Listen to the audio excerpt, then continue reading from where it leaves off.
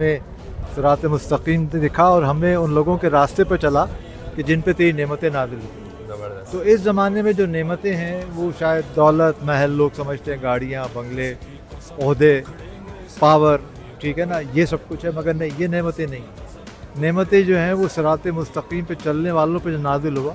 तो अगर मैं अपने आइमा की ज़िंदगी को देखूँ तो इस्तकामत जो है वो बातिल के ख़िलाफ़ वो रही।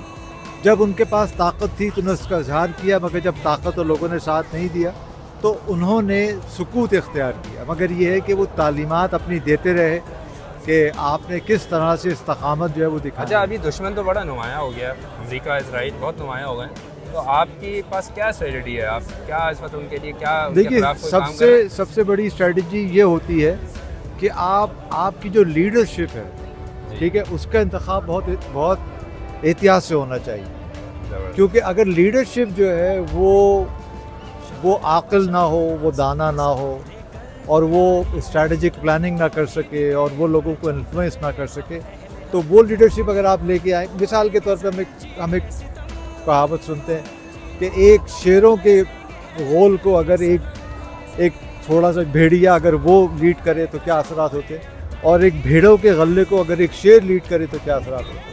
तो लीडरशिप का बहुत बड़ा इसमें अमल दखल है, और मैं समझता हूँ कि हमें ये सआदत हासिल है कि हमारी जो लीडरशिप है उसके पास वो निगाह बसीरत है कि उसने बहुत शुरू से ये पहचान लिया कि हमारा दुश्मन कौन है। जब खुमैनी साहब आए तो उन्होंने आते ही शैतान बुज़ुर्ग अमेरिका का नारा लगाया और शैतान कूचक जो है वो इसराइल का नारा लगाया। तो हमारी जो लीडरशिप है उसकी निगाह में ये वाज़ेह है कि इस्लाम का दुश्मन कौन है और कौन चाहता है कि इस्लामी हुकूमत का क़याम ना हो।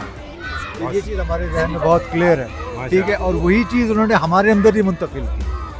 आज भी हम यहाँ पे जो खड़े हैं, आप देखेंगे कि जो इजराइल और अमेरिका के झंडे हैं वो नीचे रोड पे बिछे हुए हैं, लोग उस पर चलते हुए जा रहे हैं, लोग उस पर थूकते हुए जा रहे हैं, इनके मुजस्समे बनाए गए, लोग उसको जूते मार रहे हैं, ठीक है ना। तो आवाम को ये शऊर किसने दिया?